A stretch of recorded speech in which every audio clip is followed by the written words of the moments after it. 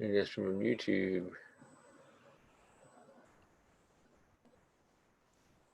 Can you tell me people are on? We will be able to tell how many people are on. At the moment, it is now started and streaming right now. Hopefully, we'll see some people come through, and I'll post that link in. What are they seeing when they're seeing? They're seeing us. They're seeing us.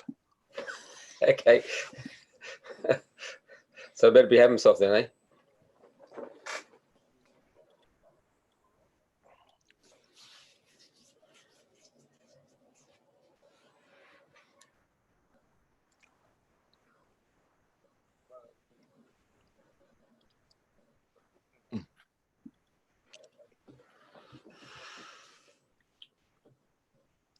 Oh dear, that's a weird effect. It's playing over on another screen, so I'm hearing everything that we said 20 seconds ago. I know.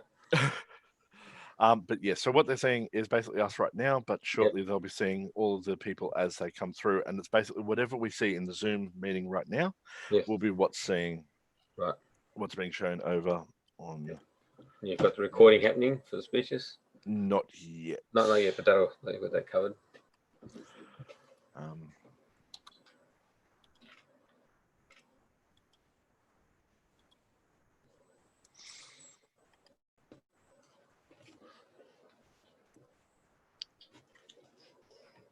Aha. Card. All right. Hopefully.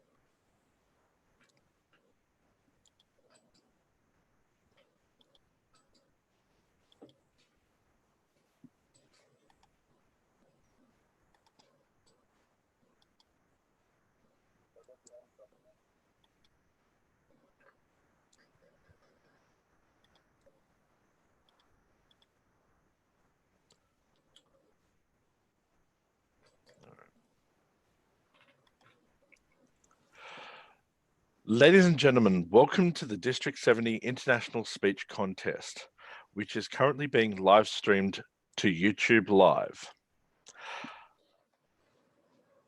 We are currently in the process of getting set up. We will be commencing at 2 p.m.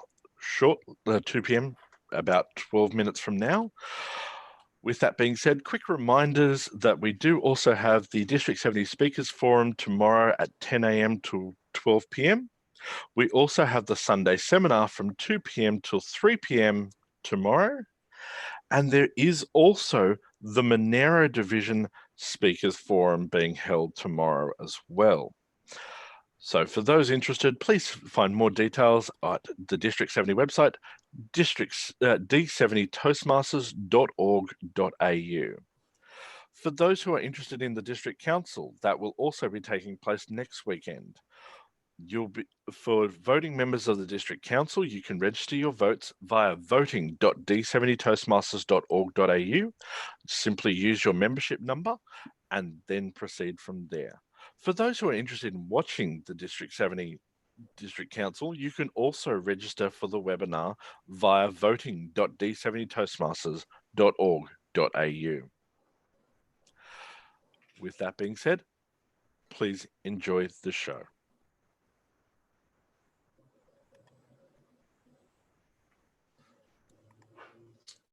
All right, I'll be back in one moment. Just quickly checking on the others.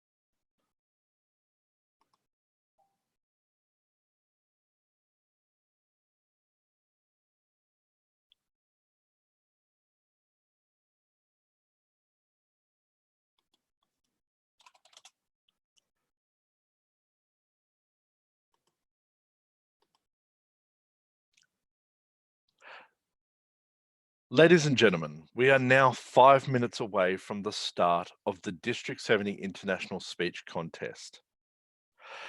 Just some quick reminders for operations around the district. Just remember that tomorrow the Speakers Forum will be taking place from 10 a.m. to 12 p.m.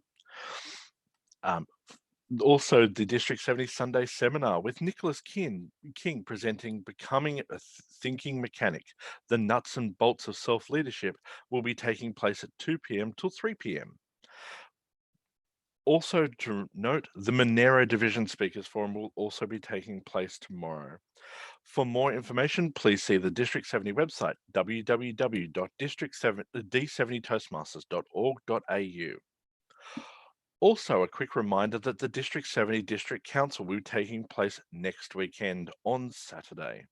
For more information, please make sure, for more information, as well as to be able to register for the webinar or register your votes for those voting members of the District Council, please see voting.d70toastmasters.org.au. This is now being live streamed to YouTube. We will also be commencing the recording now.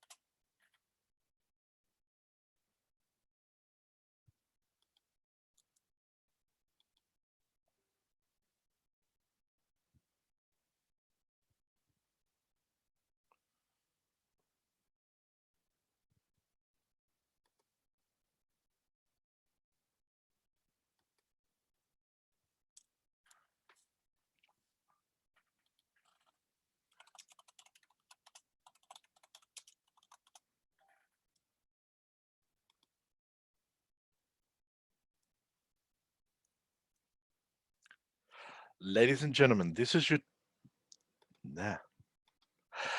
Ladies and gentlemen, this is the 2-minute warning for the commencement of the District 70 International Speech Contest. Please note that this is being live streamed over to YouTube, and currently we have 52 people watching. With that, please sit back, relax, enjoy. We'll be on with the show momentarily.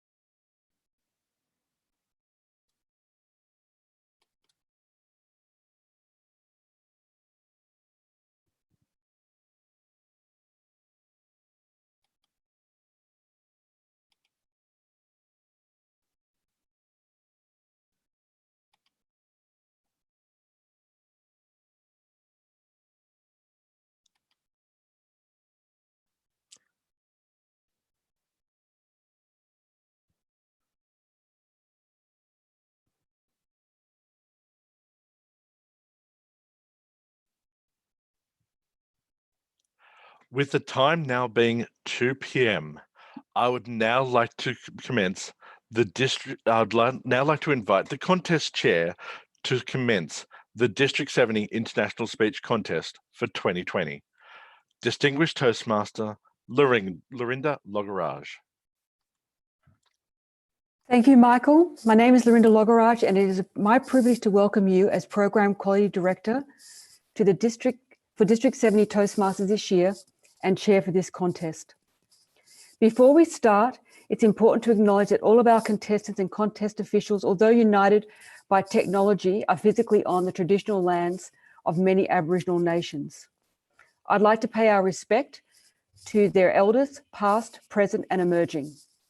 This same respect is extended to all Aboriginal and Torres Strait Islander people who are watching via YouTube and Facebook.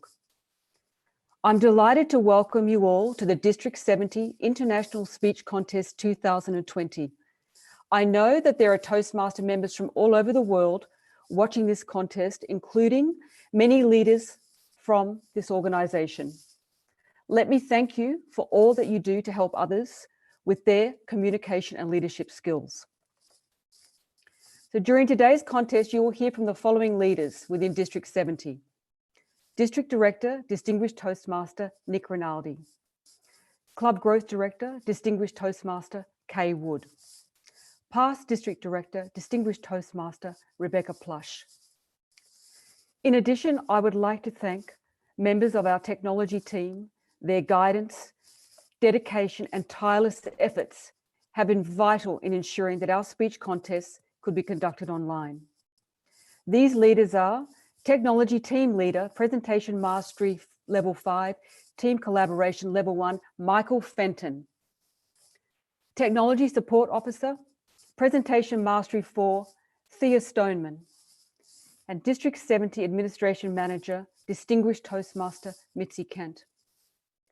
With the formal introductions now complete, I would like to hand over to the person who will guide you through the contest.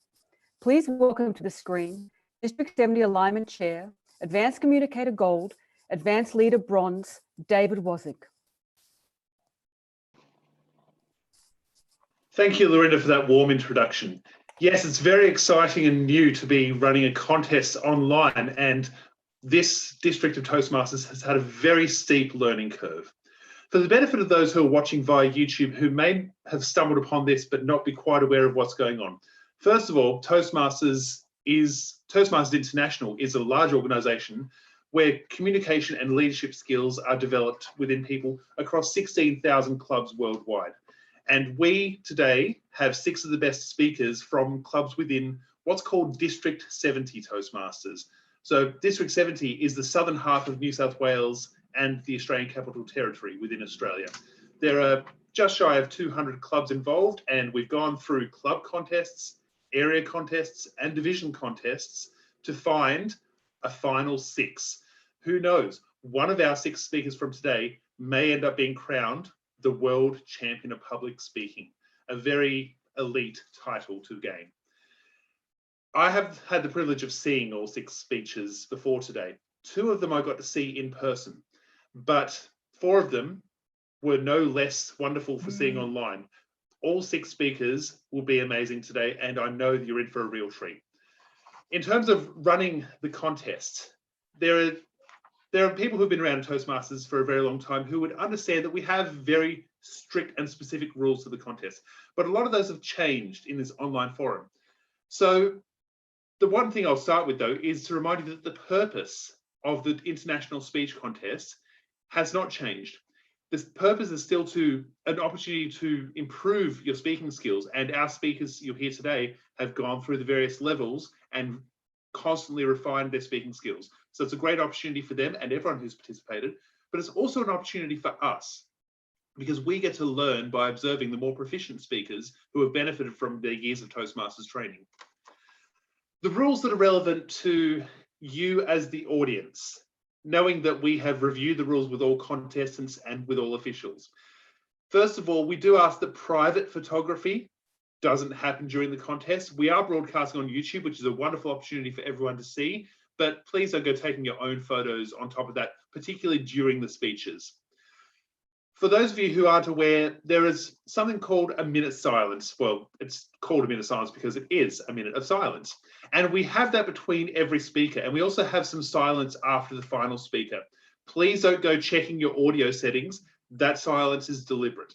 The silence is there so that the judges have time to finalize their scoring, and also so that our technology team has enough time to get the next speaker ready and make sure that the contest can run smoothly instead of seeing jumpy screen. And as always, there is no bar service during the contest. I'm very sorry to tell you that. It's now my pleasure to share with you the speaking order for today's contest. Our first speaker will be Maria Pedavoli. Our second speaker, Heidi Heron. Our third speaker, David Tonkin. Our fourth speaker, Nitai Yair Levy. Our fifth speaker, Amanda Annabelle. And our sixth speaker, Lou Beaton. So to quickly repeat those, number 1, Maria, number 2, Heidi, number 3, David, number 4, Nitai, number 5, Amanda, number 6, Lou. Madam Contest Chair, or actually, I believe I need to ask the Chief Judge. Contest Chair and Chief Judge, between you, can one of you please confirm that the judges and timers are ready for the contest to begin? I confirm the judges are ready. Thank you, Chief Judge Kay Wood. Let the contest begin. We're now going to prepare our first speaker to deliver their speech.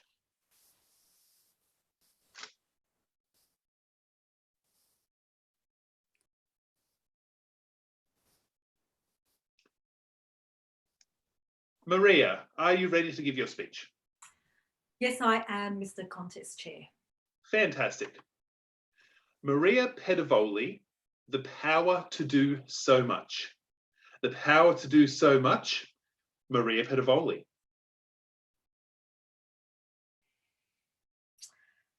They are amazing. They have the power to do so much. They can validate, they can motivate, they can also congratulate, they can also isolate. I have an Italian background. A lot of what I say is through my hands. That's how I communicate. In fact, the other day when I was driving to work, some guy cut me off on the road. No problem. I wound down my window, stuck out my hand, and I gave them the finger. Well, what were you thinking? Mr. Contest Chair, ladies and gentlemen, can you just take a moment to have a look at your hands? My first memory of the power of hands was when I was 4 years old. My mother had just come in from shopping and, not quite having closed the door behind her, left it open. Well, I saw my opportunity. I started running as fast as my 4-year-old legs could take me, probably a little bit faster than they could today. Before I got a chance to cross that line, these giant hands scooped down and lifted me up into the air. Andavai, where are you going? My father's voice had the power to soothe and frighten me. But his hands, wrapped in these giant, calloused, weathered hands, I felt safe and secure. I felt that I would always be protected. Do you remember your first year of high school? I do. I was in love. I was in love with Kevin in year 7. Every afternoon, Kevin and I would meet at the bus stop. Now, we were young and naive and not really sure what a relationship would look like. So we'd meet at the bus stop and we'd just stand. Occasionally, we'd talk. Kevin, did you get any homework today? No, suppose. Kevin, what did you have for lunch? I don't know, stuff. Kevin, do you think the bus will come on time today? I don't know, maybe. These were conversations of substance. On our second anniversary of 2 weeks, my world changed. Kevin took his hand out of his blazer and held out to hold mine. The rush of emotions, the touch of magic. Do you remember the first time you held the hand of someone special? The awkwardness, the fumbling. How do you hold hands? Over? Under? And then the serenity of finding your comfortable fit. Ah, Kevin. We broke up after 4 weeks. I guess our hands just were not that compatible after all. So much is said in the holding of hands. I like you. I'll walk beside you. I'll protect you. We use our hands daily, yet fail to recognise that this is how we connect with others. And in a world that is seemingly more and more disconnected, the touch of our hands is so important. We lend a hand, give a hand, and extend a hand. Hands will build, shape, and create. Would the asking of, "Are you okay?" be the same if it wasn't accompanied by a pat on the shoulder? My husband Dominic and I were married in 1988. Together, we joined our hands as we promised to be there through the good times and the bad. We cradled our newborn children in our hands as we welcomed them into the world.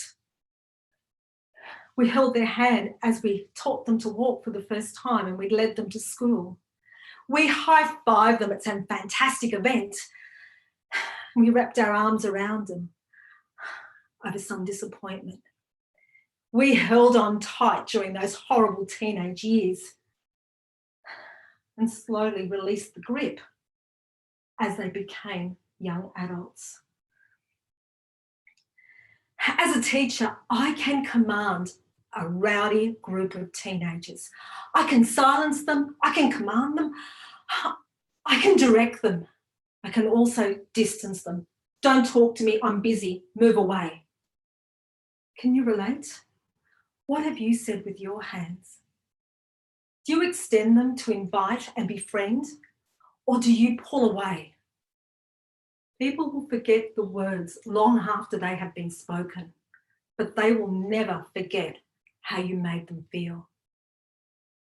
You have the power to do so much, but often we forget how much power we have. My father is 94 now. He's in a nursing home. His hands are old and arthritic, and they ache. He can no longer do the things that he used to do, so he has a helping hand from others. Up until recently, I would go and visit and we'd sit and talk. As I'd get up to leave, he'd call out, "Owen Devay, where are you going?" And I'd sit and hold his hand just a little while longer. I want to reassure him that I am here and I will hold on for as long as I can. Lately, COVID-19 has disrupted this.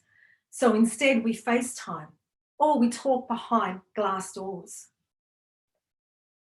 He still reaches out his hand as I go to leave and he extends it. And as if still to convey that message through the class, holds it out and speaks as if there is no barrier. Ladies and gentlemen, these crazy times will not last for very long.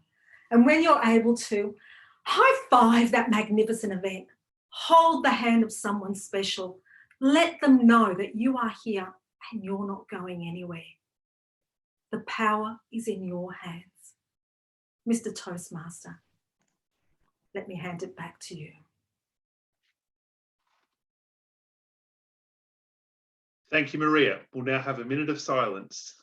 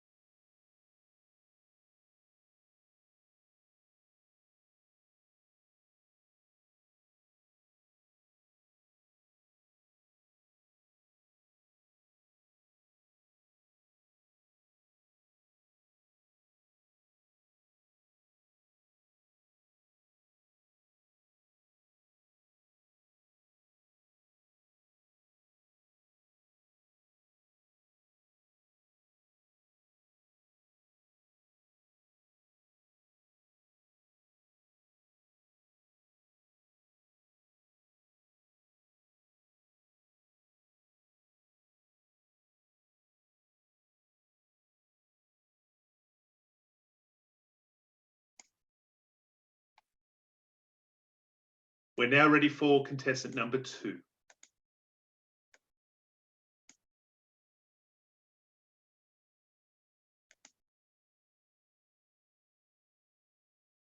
Contestant number 2 is still muted. Uh-oh. Oh, there we are. Fantastic. That's glad we sorted through that. Heidi, are you ready to deliver your speech? Yes, Contest Toastmaster, I am. Terrific. Heidi Heron, belief busting. Belief busting, Heidi Heron. When I was little, the only thing I wanted to be when I grew up was a teacher. In the house where I grew up, I had a school set up in the basement. There were desks and chairs. I had a big chalkboard. This was my hobby. If I wasn't upstairs with the real people, I was downstairs with my imaginary ones. And in the world of Imagineering, I was exceptional. But I remember the day I lost my imagination. It was 1986. I was 13 years old, and I was playing school in the garage of an apartment block we lived in at that time. I was playing with total abandon, helping make the world a better place, one imaginary pupil at a time. But then I heard someone enter the garage, and I knew in that instant, I knew that 13 was too old to be playing school. I turned off the light and I hid in the darkness, and I waited for the intruder to disappear. When the coast was clear, I turned on the light and I continued playing. But this time, without the fun, without the creativity, and without the imagination. In that moment, I created a belief that would take me years to recognize and finally bust. I believed that I was too old to play. Contest chair, fellow Toastmasters, esteemed guests. One of my favorite sayings is the most important words you will ever utter are those that you say to yourself about yourself when you're by yourself. It's like the mind has this internal recording device that's creating the beliefs and realities. And our beliefs is what drives us. They set us up for success or failure. They help us to know what's right and wrong. Like an ever tuning in device, creating our reality from what we tell ourselves. It's now 1995 and it's date night, but not just any date night. It's first date night. You remember first date night? The jitters, the nerves, the internal dialogue. I almost canceled the date. My internal dialogue was going crazy. What are you going to have to say? Who wants to go out with you? You're boring. This date is going to end in disaster. Let me ask you, how do you know if you should take that internal dialogue seriously or not? I didn't know. But what I knew is this date was going to end in disaster. After all, we've all heard it from Henry Ford. If you think you can or think you cannot, you're right. I don't actually remember much about the date itself. It's the end of the date that has been forever seared into my memory. He walked me to my car. He looked longingly into my eyes and he kissed me. He swept me off my feet, quite literally. When I opened my eyes, I was looking up at the sky and looking at him looking down upon me. I had fainted. Can you even imagine being this guy? 1 minute kissing a girl and then she goes limp in your arms? I can't even fathom the beliefs that he got from this moment.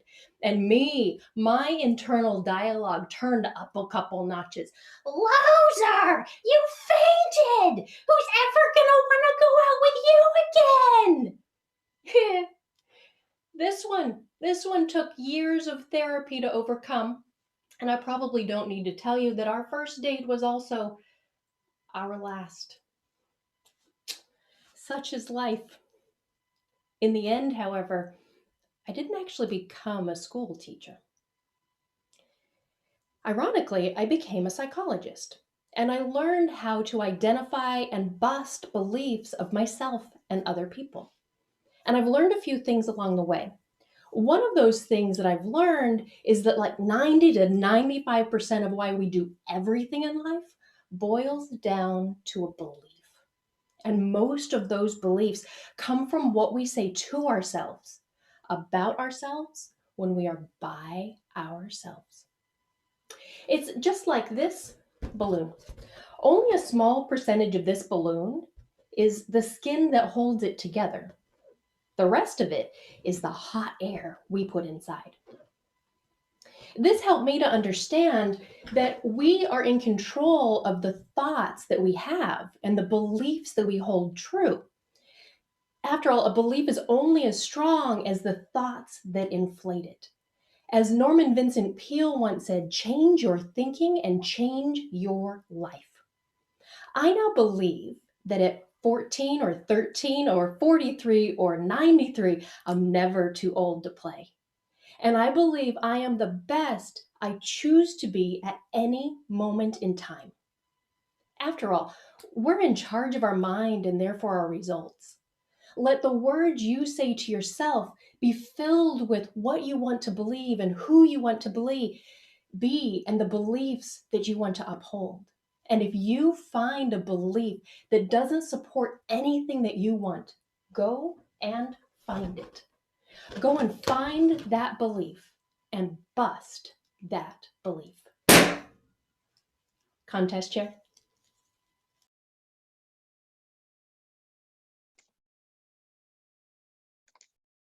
Thank you, Heidi. Another minute of silence.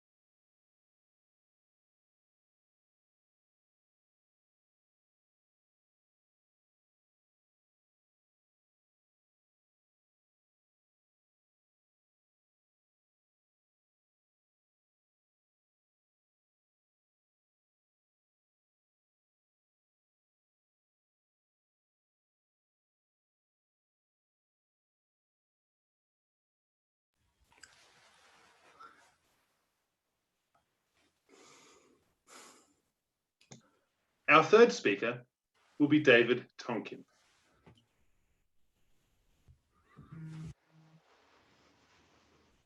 David, are you ready to give your speech? Yes, Mr. Toastmaster, I'm ready to begin my speech. Wonderful. David Tonkin, 3 little words. 3 little words, David Tonkin. Do you remember your first love? I remember mine. She was gorgeous, exciting, and beautifully unpredictable. Every chance I get, I'd go to her and we would be engulfed in this new world love haze. I knew it would last forever. Her name was the Stock Exchange. And boy, did I have a crush on her. Mr. Toastmaster, fellow Toastmasters, and to anyone who's ever been in love, it's true. You never forget your first love. And in order to get closer to mine, I soon realized I have to get on that conveyor belt we call university. Jumping on and looking around at my cohort at the time, I could see most of them were ready to settle back, sell out, and become mild-mannered accountants. Not me. I was going to be a super stockbroking hero. But something went wrong. At the end of that ride, all they gave me was a piece of paper. I was expecting a long flowing cape. But my heart still yearned for the stock exchange. So I made a decision.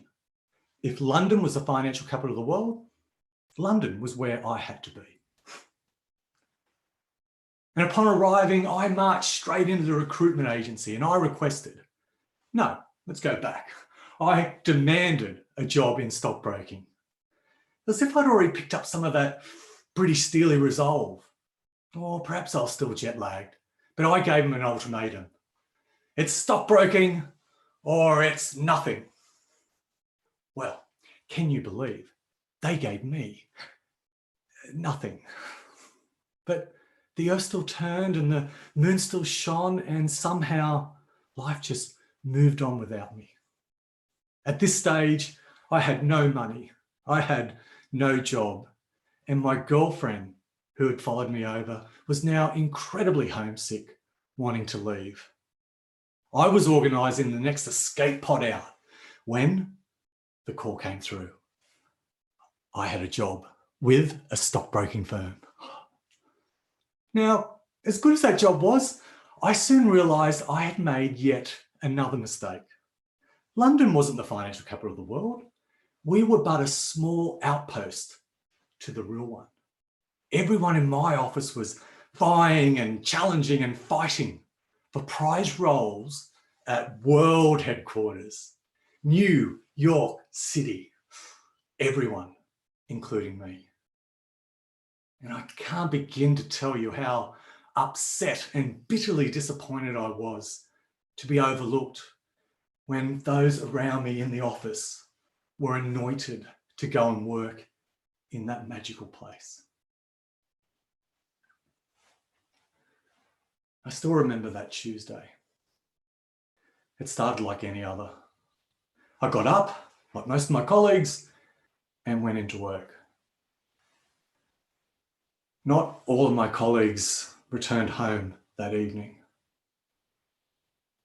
The date was September 11th, 2001. Years later, I would bring myself to read through the transcripts of the telephone calls of those trapped in the World Trade Center on that terrible day.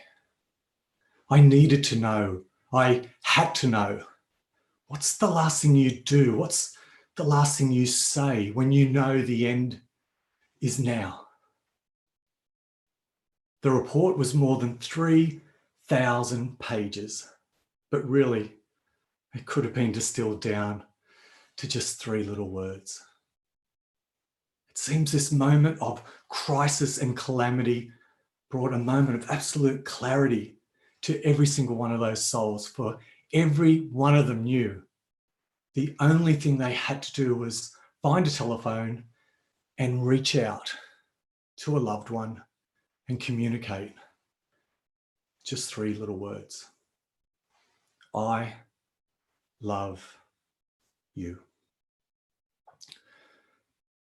Sometimes in life, I feel we get so caught up in the minutiae and the mechanism of it. We're always trying to get that next job promotion, the overseas post, the latest sports car, when quite often the most important thing in our lives is standing right in front of our face, and we fail to see it. Today, my message is simple. Today is the day I want you to reach out and connect, or perhaps even reconnect with that somebody special in your life. Be it a parent, a sibling, a partner. Don't let another day go by without letting them know your 3 little words. Because you know what? You can't do it after you're gone.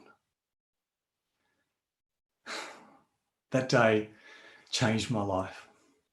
I returned home that evening. I opened the door to my flat and I saw something for the first time in my life. And it was my real first love. It was that girl that left family and friends behind, followed me halfway across the world. Also, I could chase some pretty meaningless and empty dreams. I understood the importance then and there, and I asked her to marry me. And somehow she said yes. And now, every time when we join, but particularly every time when we have to part, the very last thing she always hears from me are 3 little words. Mr. Toastmaster.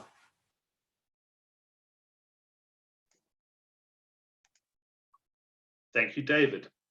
1 minute of silence.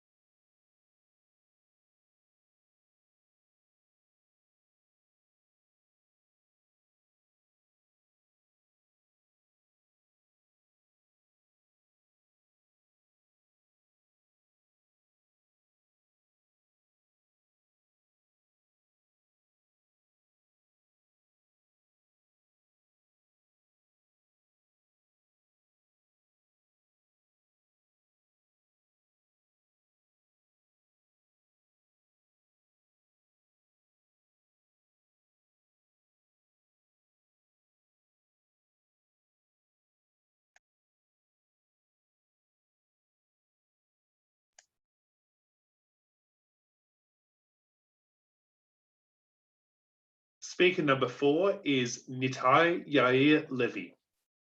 Nitai, are you ready to give your speech?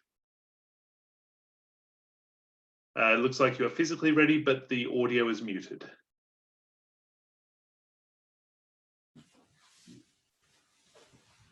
Always working around this technology. I am ready. Nitai, fantastic, I can hear you now. Nitai Yair Levy, Advice for Life. Advice for Life, Nitai Yair Levy. Madam Contest Chair, my dear friends, that sound is my laugh. A combination of a chihuahua mixed with a goat mixed with a hyena. It's a defense mechanism when I'm really nervous. I received that laugh from my own mother. Her laugh is exactly the same. But you know what's worse than receiving her laugh? Receiving her advice. Have you ever received advice from your mother? My mom's advice was always the same. Son, never be afraid to love. And that advice didn't always work out the way I wanted. When I was 7, I was bullied at school. I was afraid. And my mama said, son, let me give you advice for life. Never be afraid to love. Tell the bully you want to be his friend. Show him love. Okay, Mom. The next day at school, as the angry bully approached, I said, I want to be a friend. And the bully, he punched me in the face. And I defended myself. I went into my karate stand and I hit back. And the bully, he punched me to the ground and said, oi, you want to try it again, eh? And all I said was, thanks, Mom. Great advice. Tell the bully that I love him. But it didn't end there. When I was 17, I had a serious adult problem. I fell in love, but I was afraid to tell her. And my mama said, son, let me give you advice for life. Never be afraid to love. Tell her, maybe she loves you too, and maybe she's gonna give you a kiss. Jenny is gonna give me a kiss? All right. The next day at school, I said, Jenny, what? I love you. But Jenny, she said, ew, no, but like, you're still gonna do my homework, right? And all I said was, thanks, Mom, great advice. Tell Jenny that I love her. What was she thinking? I had enough. I decided to confront her. That afternoon, I marched home and with teenage anger, I said, Mom! Yes, son. And I said, Mom, let me give you advice for life. Your advice is terrible. I hate it, and I hate you! I hate You? She put a fragile hand on my heart, and through the tears she said, son, you may hate me, but I love you. Have you ever said I hate you to someone you loved? I wanted to say something, but I was afraid. I wanted to say, Mom, I didn't mean it. Please don't walk away. Mama! My soul was screaming inside. Nitai, say something. But I said nothing. I was afraid to love. I broke my mama's heart, and she never gave me advice again. But life has a unique way of making you atone for your sins. Life will grab you and say, son, let me give you advice for life. Your wife is pregnant. In that small, dark hospital room, I looked at the ultrasound screen. I saw my baby girl for the first time. I heard her small heartbeat. Boom, boom, boom, boom, boom. And with every beat, my heart exploded with unconditional love. Boom, boom, boom, boom. Have you ever felt unconditional love? I whispered, I love you. And her heartbeat replied, boom, boom, boom, boom, boom, boom. I realized what my mama felt for me. That same night, I went to see my mother. I held her hand and I said, Mama, remember when I was 17? I am so sorry. I never hated you. I love you. I was afraid to love. You are going to be a grandma, and I'm going to teach your advice to my daughter, your first grandchild. My mama held my hand, and she said, son, I know, I love you too. I'm going to be a grandma? Yes, and she laughed. And then I laughed. And then we both laughed. And it was a beautiful symphony of a chihuahua talking to a goat, talking to a hyena. It was unconditional love. Madam Contest Chair, fellow sons and daughters, have you ever been afraid to love? Is there someone who needs to feel your unconditional love? When I hold Anna, my baby girl, and she laughs, I tell her, Anna, I love you. And my mama's advice echoes, never, never be afraid to love. Contest Chair. Thank you, Nitai.